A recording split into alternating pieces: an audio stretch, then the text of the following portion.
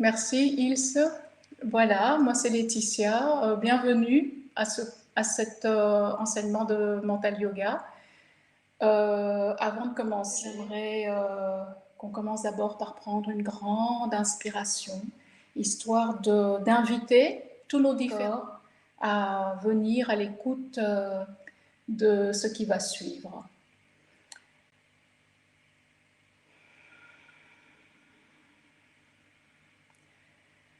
Une inspiration bien profonde, même une deuxième s'il faut, pour bien arriver, que tous nos corps arrivent, nous rejoignent ici.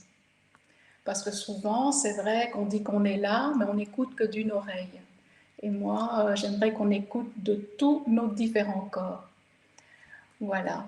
Donc, en quoi consiste le mental yoga? C'est quoi ça? Eh bien, j'espère que vous m'entendez bien. Peut-être que je parle trop bas, mais en tout cas, je n'ai pas envie de parler trop vite. Le mental yoga est un enseignement que j'ai mis en... Ah, super, je vois les réponses. Donc, le mental yoga est un enseignement que j'ai mis en pratique et que je voudrais transmettre au plus grand nombre, à ceux qui en ont le plus besoin. Moi, j'en ai eu besoin en tout cas. Et ça m'a permis d'apprécier plus la vie et de pouvoir réaliser mes désirs. Parce que souvent, on a des désirs et on s'aperçoit qu'on ne les réalise pas, qu'on passe à côté. Et surtout maintenant, avec tout ce qui se passe, on a la tendance à subir les événements qui nous arrivent. Alors, ce mental yoga, je l'ai mis en pratique parce que, comme je disais tout à l'heure à Ilse, j'ai commencé d'abord, moi je suis une personne, une intervenante dans le domaine de la santé, je pratique des massages de bien-être, que ce soit sportif ou celui que je préfère, c'est le Thai Yoga Massage. Et comme je disais tout à l'heure, le Thai Yoga Massage, c'est un massage, c'est un yoga pour paresseux. Donc la personne qui reçoit le massage est complètement passive. Et moi, je lui fais faire des postures de yoga avec des pressions au niveau du corps, au niveau du muscle, pour faire lâcher prise. Et ça fait 17-18 ans que je pratique et je me suis aperçue avec le temps que, comme beaucoup d'autres thérapeutes, qu'effectivement notre corps physique que nous voyons n'est pas là tout seul. Il est complètement relié directement à la façon dont on pense, à notre état d'esprit. Et du coup, je me suis dit, ça serait quand même bien d'aller à la source de nos douleurs musculaires, aller voir ce qui se passe. Parce que des fois, j'avais des clients qui venaient et qui revenaient toujours avec les mêmes tensions. Et quelquefois, rien qu'en parlant, les tensions partaient. Et alors, je me suis dit, ça serait bien d'aller voir, parce que la parole, c'est l'expression de la pensée. Hein. On dit que le verbe s'est fait chair, ça veut dire que quand je parle, la pensée passe du monde immatériel vers le monde matériel. Du coup, on l'entend. Voilà. Donc, c'est à ça que ça sert le mental yoga. Et alors, nous, ce mental yoga, il enseigne les deux premiers piliers du yoga. Nous connaissons le yoga tel que nous le pratiquons, c'est le yoga du corps physique. Donc le yoga du corps physique, c'est le troisième pilier. Le yoga compte 8 piliers. Si vous allez voir sur Internet, vous verrez les deux premiers piliers, c'est la morale et la philosophie, donc l'esprit. C'est celui qui concerne le mental yoga, la morale, l'esprit.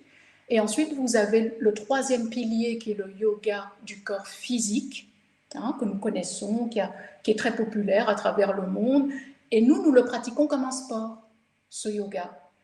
Or, le yoga, ça n'est pas un sport tel que nous le pratiquons ici. Au départ, le yoga, c'est une activité spirituelle, les deux premiers piliers, qui utilise le troisième pilier, donc le corps physique, pour aller élargir le mental, élargir l'esprit, ordonner, comprendre, intégrer donc la connaissance. Donc ça veut dire qu'on utilise le monde matériel, le corps physique, pour aller dans le monde immatériel, parce que dans le yoga, on nous dit que le corps immatériel gère notre corps matériel. Donc, le yoga nous enseigne que le corps immatériel dont je suis, hein, l'être, va créer ce que je fais et ce que j'ai, va créer le corps physique et va nous faire agir dans le corps physique. Le corps physique gère un corps physique et ce corps physique va se mettre en action, il va faire. Donc, le yoga nous enseigne qu'il y a une différence entre l'être, l'avoir et le faire. L'avoir et le faire font partie du monde matériel. Et le monde matériel ne fait pas de moi ce que je suis. Hein, ça va que dans un sens. C'est le monde immatériel qui va créer la matière. Et quand on comprend ça, c'est extraordinaire parce que ça nous permet de créer notre vie et de ne plus subir. Or, nous, dans notre société, on nous a appris que c'est le faire et l'avoir qui va me faire être. On nous a appris les choses à l'envers. Et du coup, comme je pense à l'envers, je crée des souffrances, des tensions, qui font que je n'arrive pas à réaliser mes rêves. Alors on nous dit qu'il faut avoir de la volonté. La volonté, c'est quoi? C'est une force. Hein, on implique une force pour pouvoir agir. Or, si on n'a pas besoin de volonté si on a l'amour. Et l'amour, c'est le monde immatériel. Le monde immatériel va créer la matière. Donc si j'aime, je fais ce que je veux. Bref, donc si vous avez bien compris la différence entre l'être, l'avoir et le faire, vous allez commencer à être les DJ, les créateurs de votre vie. Parce que l'être, la spiritualité, elle crée. Et ça, dans le yoga, on nous l'enseigne dans les 2 premiers piliers. C'est très important de connaître cette différence entre l'être, l'avoir et le faire.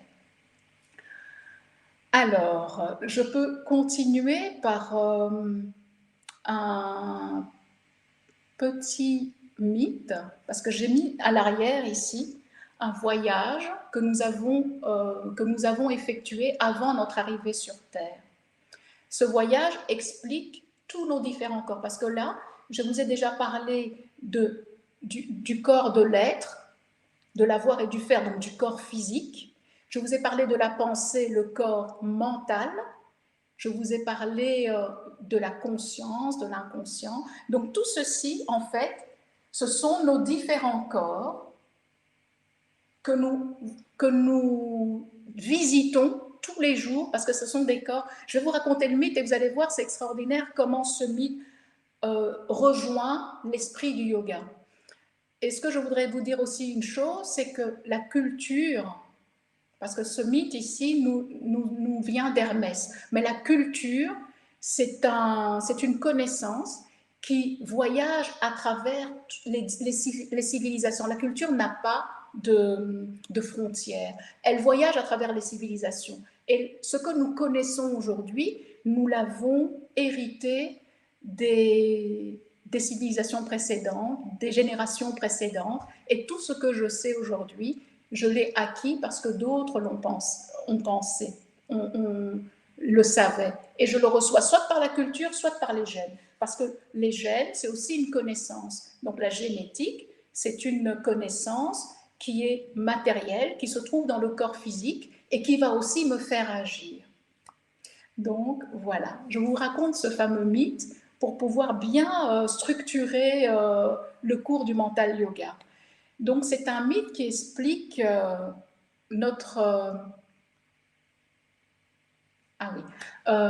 c'est un mythe qui explique notre voyage sur Terre. Au départ, le yoga nous dit quoi? Le yoga nous dit tout ce qui est en haut est en bas. Tout ce qui est en haut, ça signifie le ciel, l'univers, les planètes, les étoiles. Tout ça est en bas. Or, on nous dit quoi aussi? On nous dit que nous sommes faits de poussière d'étoiles. Effectivement, quand on regarde notre corps et qu'on regarde le tableau de Mendeleïev et qu'on regarde tous les atomes qui sont représentés, nous sommes faits de ces atomes-là. Alors, nous sommes faits donc, tout ce qui est en haut est en bas, ça veut dire que nous sommes faits comme l'univers. Et l'univers est organisé en langage mathématique. Donc les astrophysiciens qui étudient les planètes, les étoiles et la façon dont ce système univers fonctionne, eh bien, ils voient que c'est organisé en langage mathématique. Eh bien, nous aussi, on est organisé en langage mathématique. Nous avons une structure qui est bien organisée. Et comme ça, ce mental yoga vient expliquer en fait de quoi on est composé. Et quand on voit qu'on est composé avec des corps qui se lient et qui s'influencent les uns les autres, on regarde le système solaire, c'est pareil. Donc, on nous explique dans ce mythe d'Hermès, on nous explique que avant nous étions, il y avait des savants qui regardaient le ciel. Donc à cette époque, on remonte il y a très très longtemps, hein, donc c'était avant les Latins, avant les Grecs, qui eux ont reçu l'enseignement de la mythologie égyptienne, qui ont reçu les enseignements de la mythologie sumérienne, et aujourd'hui quand on va en Inde, on voit que c'est un continent qui pullule de mythes. C'est le continent où il y a le plus de mythes en Inde. Et ce mythe que nous avons reçu d'Hermès, en fait, nous explique qu'il y avait des savants, donc on remonte très loin, ces savants, ça date de peut-être 7000 avant Jésus-Christ, je ne sais pas, très très loin.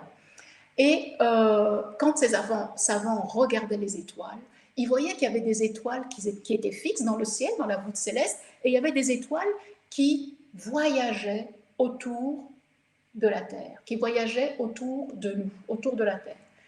Et ils se sont dit, les étoiles qui sont fixes, qui sont tout là-haut, tout loin, ce sont des âmes qui n'ont pas de corps. Et ces âmes qui n'ont pas de corps regardent notre système solaire là en bas et ils se disent « Oh, mais c'est très très beau, j'aimerais bien, c'est beau, c'est magnifique. » Et ils voient que ça tourne. Donc la vie, c'est le mouvement. La vie, ça n'est pas statique. La vie, elle bouge en permanence. Et nous-mêmes, nous bougeons en permanence. Nous sommes ici pour croître, pour grandir, pour évoluer. Nous ne sommes pas ici pour rester identiques. Et dans cet enseignement de mental yoga, rester identique, ne pas bouger, nous allons aller voir qu'est-ce que signifie la fidélité. La fidélité, ne pas bouger. On retient ça sur le côté. Donc, on revient au mythe et les âmes qui regardent ce système solaire qui bouge, et se disent « Waouh, c'est magnifique !» Et à un moment donné, ils se penchent tellement que, oups, il y a une âme qui chute.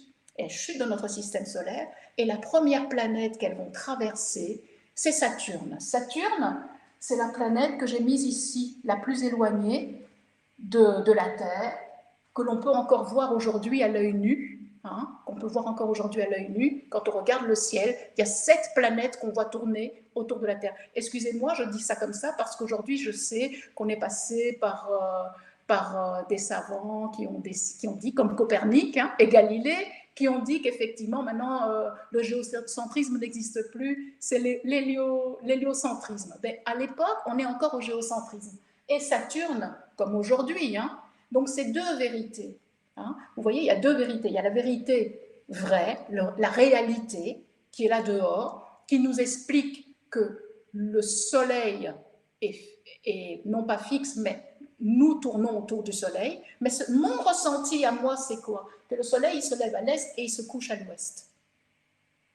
Donc, dans Mental Yoga, on va venir comprendre, il y a un chapitre pour ça, qui nous explique que le réel et la réalité sont 2 choses différentes. La réalité, c'est ce qui est à l'extérieur.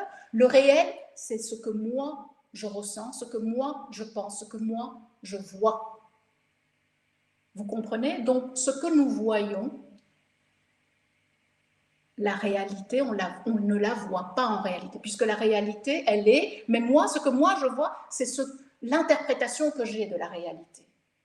Et là, je peux faire une petite parenthèse hein, sur les œuvres de Magritte, vous vous souvenez, ceci n'est pas une pomme, ceci n'est pas une pipe, c'est exactement ce que ça veut dire. Ça veut dire que ce que je vois là, l'image que je vois, c'est l'interprétation que j'en fais. Donc moi, ce que je vois, c'est c'est des influx nerveux. Mon œil est un appareil photographique qui transmet une image à mon cerveau, et moi, ce que je vois, c'est l'image qu'il y a dans mon cerveau.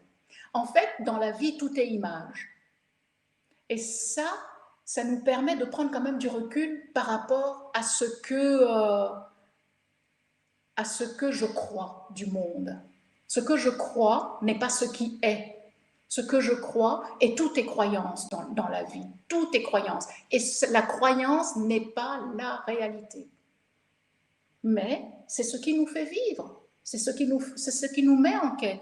Donc, avoir des croyances, si elles sont belles, ça va nous faire créer des choses jolies autour de nous. Avoir des croyances qui sont horribles vont nous faire créer des choses moches autour de nous. Donc, je reviens au mythe. L'âme traverse la Saturne, et Saturne va donner à l'âme sa vertu.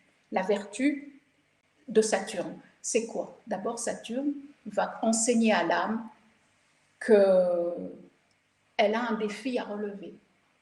Saturne, c'est la planète du désir. Désir, ça veut dire quoi? Ça veut dire que nous naissons,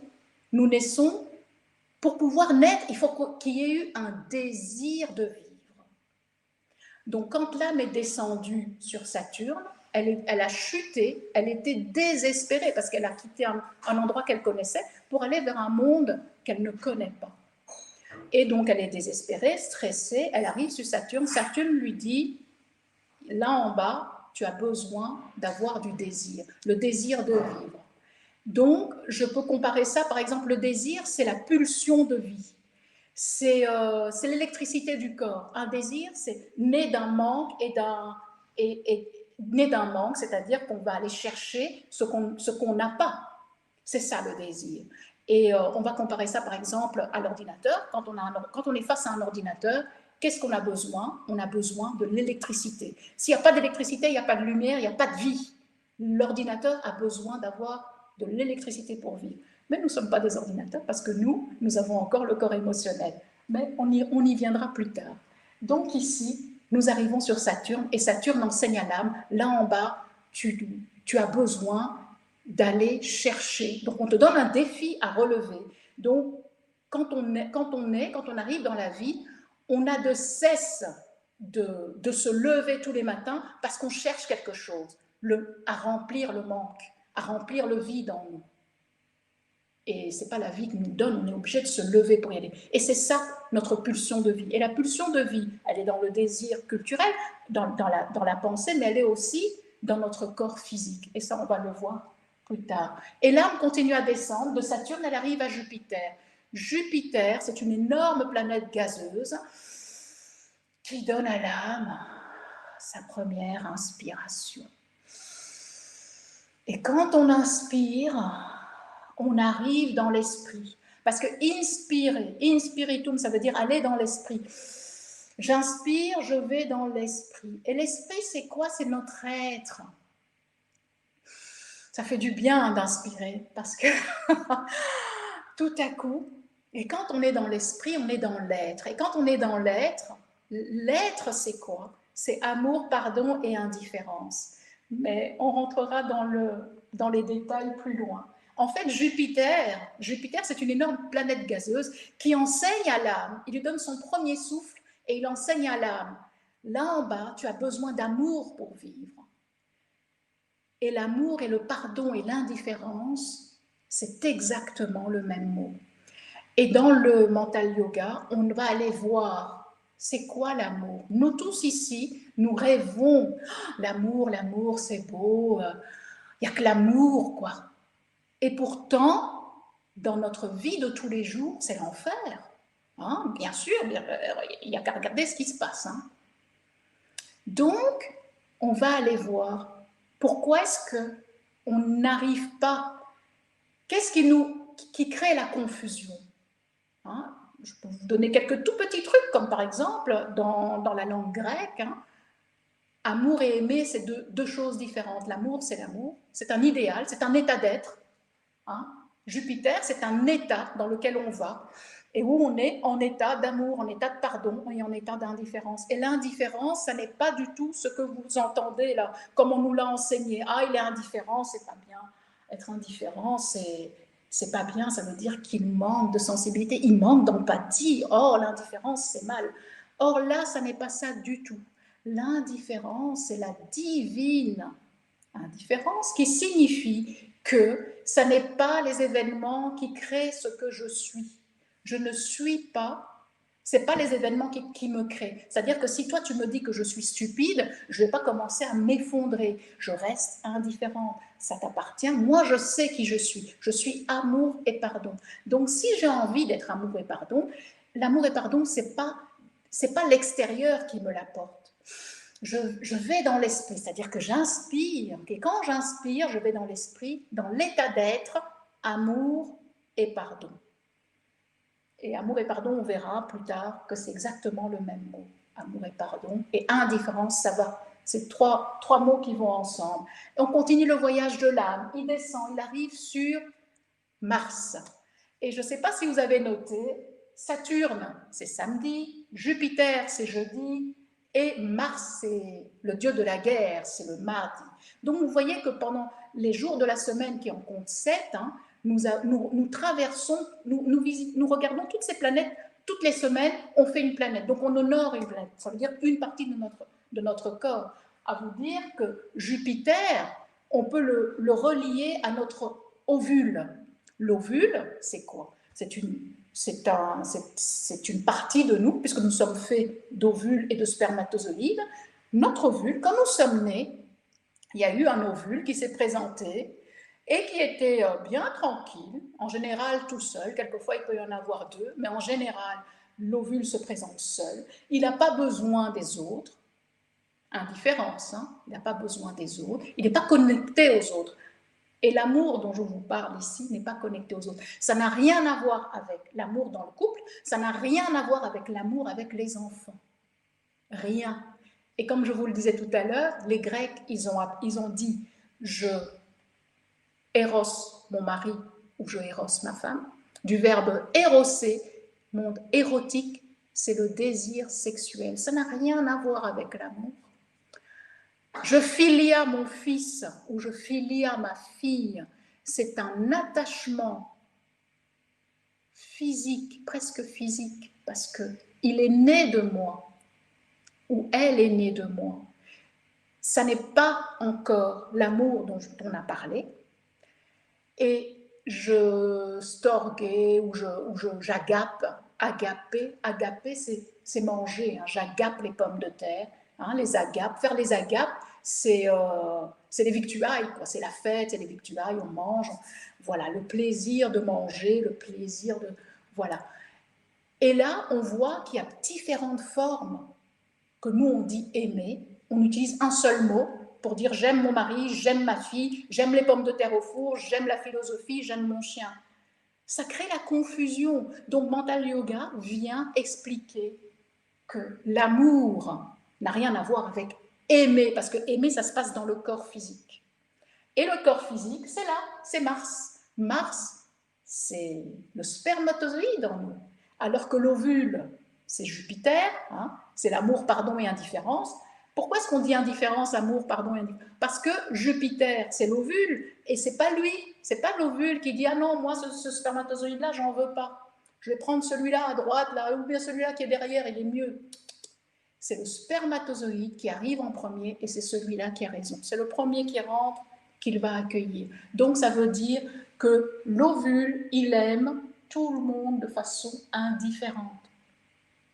Il ne différencie pas celui-là ou celui-là. Ça veut dire que l'amour, il est indifférent. Il aime tout le monde pareil. Il aime tout le monde pareil. Donc, le spermatozoïde, quand il arrive, ils sont des centaines de... peut-être millions, hein, je ne sais plus, mais on trouve ça sur Internet. Mais il n'est pas tout seul. Le spermatozoïde, il n'est pas tout seul. Et il fonce comme un fou pour survivre. Donc, autant dans la planète Jupiter, l'ovule vit tranquillement, paisiblement, tranquille. Il fait sa vie tranquille. autant le spermatozoïde, il doit tuer tout le monde. Le spermatozoïde, c'est quoi en nous? C'est pas notre être, hein, parce que l'être, il est amour, pardon et indifférence. Le spermatozoïde en nous, il est l'ego. C'est l'ego en nous. Donc on est fait des deux. On est fait de l'être et on est fait d'ego. Et la philosophie, la sagesse, c'est la maîtrise de notre ego. Ne pas aller tuer son frère en l'humanité pour rien. C'est ça la sagesse. Alors, moi j'adore l'ego parce que l'ego, il nous fait vibrer aussi. C'est grâce à l'ego que je suis en train de vous parler. L'ego, c'est quoi? C'est mon corps physique. Hein? C'est Mars. Et dans le yoga, on peut revenir au yoga encore, quand on fait les asanas. Je vous ai dit qu'il y avait 8 piliers. Hein. Il y a les 2 premiers piliers, donc la philosophie. Le 3e pilier, c'est le corps physique, donc c'est l'ego. On va aller faire les asanas. Et dans les asanas, il y a quoi? Les salutations au soleil. Hein. Donc la salutation de l'être et la salutation de l'ego. Et l'ego, c'est quoi? C'est le guerrier, la salutation du guerrier. Quand il fait ses salutations, au moins connaître ces 2 salutations-là, ça dure 10 minutes, un quart d'heure, en fonction de la façon dont on respire plus ou moins vite. Mais au moins connaître cette base-là, la salutation au soleil, de l'être et de l'ego. Hein, donc de l'être en nous et de l'ego en nous. Et l'ego, comment est-ce qu'il salue l'ego? Il plie les genoux. Hein. Il plie les genoux. Donc, je ne sais pas si vous vous souvenez hein, de la chorégraphie quand on fait le yoga. On a d'abord la salutation de l'être. En tout cas, enfin, bien sûr qu'aujourd'hui, il y a plusieurs variantes de yoga, de types de yoga différents. Mais dans l'Ashtanga, qui est le yoga de base au départ, il y a une salutation de l'être et une salutation de l'ego. Et l'ego, il plie les genoux parce qu'on doit le maîtriser. Et dans le yoga, toute cette chorégraphie raconte l'histoire de l'humanité, en fait, notre voyage sur Terre. Donc voilà, donc l'ego, qu'est-ce qu'il fait? Il juge, il blesse, il offense, il se vexe, il déprime, il punit, il se venge, il compare, il tue, il jalouse, il a pitié, il est impatient, il sait tout. Il sait tout. Et qui sait tout n'a pas d'oreille, n'entend pas. Ah oui. C'est ça l'ego. Et nous, pourquoi est-ce qu'on va aller faire du yoga pour assouplir ce corps, pour se fatiguer, pour pouvoir ouvrir les oreilles, pour pouvoir continuer à regarder, à voir. Et on se plie dans tous les sens pour pouvoir voir le monde sous un autre angle. Parce que si j'ai un problème dans la vie et que ce problème, je ne peux pas le changer, au moins, moi, je peux changer mon point de vue sur le problème. Et alors, il n'y a plus de problème. Tout est une question, comme on l'a dit, d'image, donc de point de vue sur le monde. On ne change pas le monde, mais au moins, on peut se changer soi. Pour se changer soi, il faut aller voir comment est-ce qu'on fonctionne. Hein, qu'on n'a pas qu'un seul corps physique. Non, je ne suis pas mon corps physique. Je ne suis pas mon corps mental, je ne suis pas mon corps spirituel, je ne suis pas mon corps émotionnel, je ne suis pas mon corps des sensations, les 5 sens, je ne suis pas tous ces corps, je ne suis pas mon corps sexuel non plus. Et on le voit aujourd'hui, hein, de plus en plus, on parle de genre. Hein. J'ai beau naître dans un corps sexuel femelle, même moi dans ma tête je suis un mec. Hein. Donc ça arrive aussi dans la vie, dans la nature, c'est comme ça. Donc il y a des gens qui prennent une distanciation avec leur corps sexuel. Et d'ailleurs, il y a des femmes qui sont très masculines, beaucoup d'énergie masculine, et d'autres c'est l'inverse. Voilà. Donc qu'est-ce qui fait encore cet ego? L'ego, en fait, il a plein d'armes. Pourquoi? Toutes ces armes que je viens de citer, hein, donc il est impatient, il sait tout, il se vante, il est sans foi ni loi, et seul, quand il est tout seul sur une île déserte, il s'efface, il n'y a plus d'ego. Ben oui. Il ne vit que parce qu'il est avec les autres. Et la vie du spermatozoïde, c'était avant qu'il rentre dans l'ovule. Hein. Parce qu'une fois qu'il est rentré dans l'ovule, il y a l'énergie, bien sûr, on se souvient, il y a la mémoire de l'énergie masculine, la mémoire de l'énergie féminine, ça forme un autre œuf, on commence à naître. Il a fallu qu'il y ait beaucoup de désir pour qu'on soit ici, aujourd'hui, sur Terre. Il a fallu qu'on ait envie de vivre, la pulsion de vie qui nous fait grandir. Il a fallu ça pour être là aujourd'hui. Et alors, notre ego, il sauve notre vie. Hein. On dit qu'il faut tuer l'ego, c'est pas vrai. Il ne faut pas tuer l'ego. Il faut le maîtriser, c'est-à-dire apprendre à ce que ce ne soit pas l'ego qui dirige ma vie, mais que moi, je dirige cet ego. Et on dirige l'ego avec quoi? Grâce à quoi? L'âme continue, il arrive au soleil, on l'a mis en jaune le soleil. Le soleil, c'est la lumière, c'est la lucidité. Et je ne sais pas si vous le voyez, mais le soleil, il est au centre. Il est au centre de mon corps. Le soleil, c'est mon cerveau. C'est le corps mental. Il y a 3 planètes avant, 3 planètes après. Et le soleil, c'est quand je suis lucide, quand je suis à l'intérieur de moi. Quand je suis à l'intérieur de moi, je vois clair. Et personne ne peut dire qui je suis. Il n'y a que moi. C'est-à-dire que, quand on revient un peu vers l'ego, quand je dis tuer, tuer, tuer, tuer, je tue mon frère, mon humanité. Parce que moi, je ne peux pas dire qui l'autre est. Chaque fois que je dis tuer, c'est un viol. Ça ne va pas, c'est un meurtre. Chaque fois que je dis je suis, il faut que j'apprenne à savoir qui je suis réellement. Or, le yoga nous enseigne, je ne suis pas mon corps physique, je ne suis pas mon corps mental, je ne suis pas mon corps spirituel, je ne suis pas mon corps émotionnel, je ne suis pas mon corps des 5 sens, je ne suis pas mon corps énergétique, je suis beaucoup plus que ça. Qui je suis? Donc, le mythe nous le raconte. Je suis fait de tout ça, mais je ne suis pas ça. C'est comme si on disait je suis mon pied, ou je suis mes cheveux, ou je suis ma couleur de peau. On s'identifie. Alors, le yoga nous apprend à enlever les étiquettes. Hein, parce qu'on est là avec des tas d'étiquettes. Laetitia, 57 ans, masseuse, prof de philosophie. On se met des étiquettes. On n'a pas besoin. Ça, ce sont des étiquettes. On ne doit pas s'identifier à nos étiquettes. C'est ce que nous faisons. Par contre, ce que moi je suis, quand je dis, on nous a appris ça, hein, je pense donc je suis.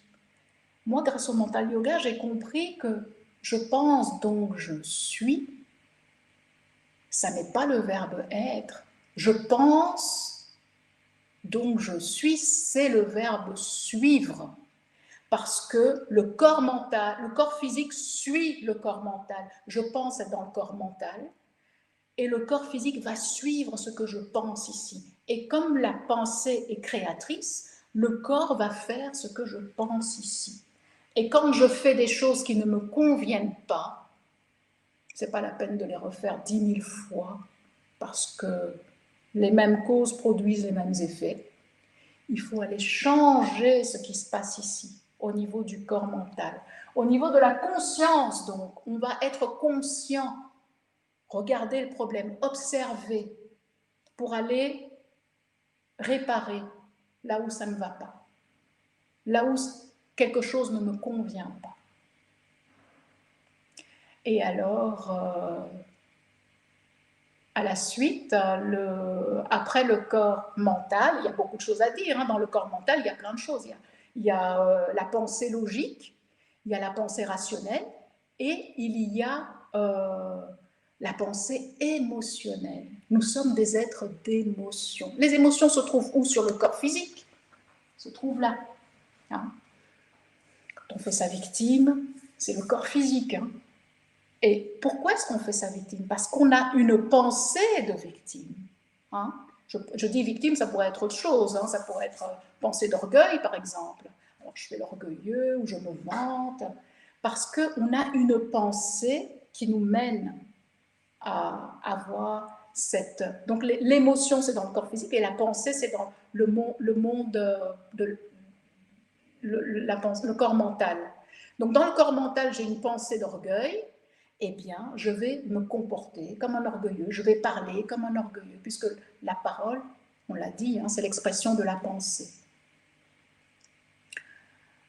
Donc, on voit qu'on peut mettre de l'ordre, organiser la pensée pour pouvoir agir correctement. Et alors, les émotions, c'est l'expression extérieure d'une pensée spécifique qu'on appelle un sentiment. Et le sentiment, c'est dans le cerveau. Donc, on a des sentiments comme ça. Je t'aime, alors je vais aller te donner un bijou. Je ne t'aime pas, je ne vais pas te regarder. Tu vois, ce sont des sentiments que l'on a, qui nous font faire. Et alors l'âme continue à descendre. Donc le soleil donne à l'âme sa vertu, la faculté de penser, la conscience. Le soleil, c'est quand il y a la lumière, on est lucide, on est éveillé. Je suis en train de dépasser peut-être. Hein. Bon, vous m'arrêterez quand vous voulez, parce que moi, je peux continuer pendant des heures. Alors, donc, l'âme continue à descendre, il arrive sur Mercure. Et Mercure, c'est le corps social. Mercure, c'est le Dieu c'est le messager des dieux, qui donnait le message de Dieu aux hommes. Et donc, Mercure, c'est le corps social, c'est-à-dire qu'on est en interaction avec les autres. Et Mercure va enseigner à l'âme, il va lui dire, là en bas, tu ne peux pas vivre seul, hein. Tu n'es jamais seul. Et effectivement, aujourd'hui même en biologie, on s'aperçoit que dans notre corps physique, nous ne sommes pas seuls là-dedans, puisque nous avons des virus, des microbes qui aussi colonisent ce corps. Donc on n'est pas seul. Hein, il y a le microbiote dans les intestins qui aussi influence un petit peu notre humeur, notre état de fatigue, etc. En plus de ça, on est dépendant, c'est-à-dire qu'on veut bien aller vers de plus en plus d'autonomie, mais notre corps physique est dépendant de l'air qu'on respire, de la nourriture qu'on mange. On est des êtres sociaux, donc on a besoin d'être en communication avec les autres, que ce soit avec la nature, les plantes, les arbres, les poissons, les animaux et les humains. On ne peut pas vivre seul. Ça, c'est l'enseignement que Mercure donne à l'âme. Et l'âme continue à descendre. Donc, vous avez vu que les deux premières planètes, l'âme n'a pas de corps. L'âme a un corps ici, à partir de Mars. Ensuite, il va sur le Soleil, il peut penser, et ensuite, il va sur Mercure. Et c'est là que la pensée se fait chair, puisque Mercure, c'est la communication. On parle. La pensée, c'est-à-dire que le verbe se fait chair, donc on parle. Et la parole, c'est physique, hein. On l'entend. C'est le monde sensible. Donc le monde immatériel, on ne le voit pas. Et le monde matériel, on le voit, on l'entend. Ça passe par les 5 sens. Et les 5 sens sont là juste pour qu'on comprenne, qu'on emmagasine des connaissances. Hein? Les 5 sens, vous les connaissez, nous permettent d'introduire de la connaissance à l'intérieur. Il n'y a que par les 5 sens que l'on comprend le monde, pas autrement. L'âme continue à descendre, il arrive sur Vénus. Et Vénus, c'est Aphrodite, hein, la belle Aphrodite qui sort, elle est hyper... Et elle enseigne à l'âme de lui dire, tu dois être hyper attrayant, hein, et c'est le corps sexuel. Donc, et il enseigne à l'âme, là en bas, tu es ici pour transmettre.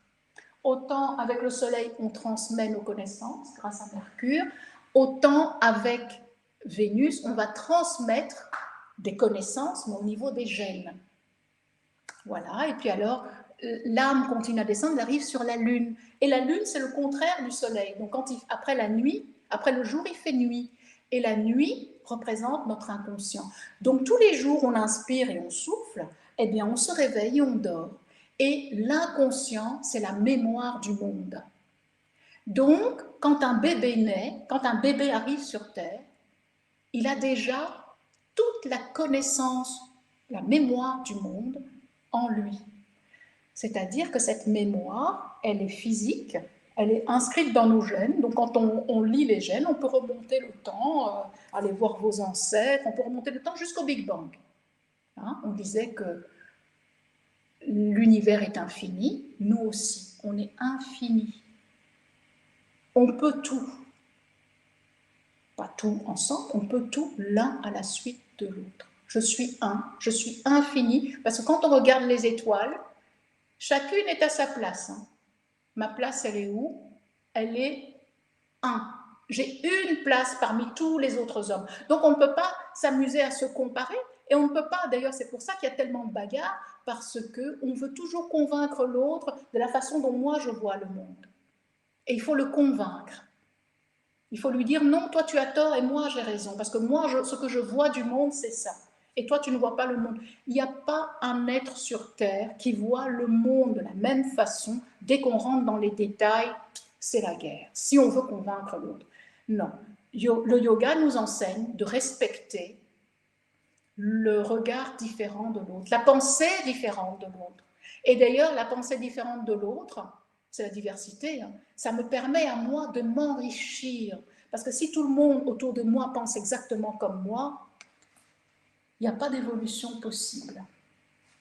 Et alors cette âme, armée de tous ses corps, arrive sur Terre en choisissant sa famille, en choisissant où il va atterrir, en fonction du défi qu'il avait à relever.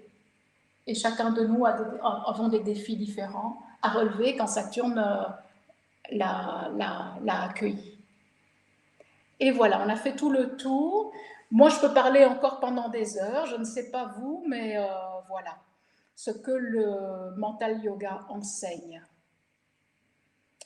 Voilà, donc on va parler aussi, dans le mental yoga, on va parler de l'amour, du jugement, de la culpabilité, de la peur, hein, de la quintessence. C'est quoi la quintessence? Le désir, c'est quoi un désir? Pour qu'il se réalise, il faut que je sache ce que c'est qu'un désir. Hein? Et un désir, c'est pas je veux que tu réussisses tes examens, je veux que tu ailles. Non, un désir, ça me concerne moi. Donc tout ça, c'est 10 heures de cours, le mental yoga. Voilà, Ilse. Super, Laetitia. Je me permets d'interrompre, je me permets de reprendre la parole. Voilà, un très grand merci de toutes ces explications. C'était très intéressant et très vaste aussi, franchement, très Très bien. vaste.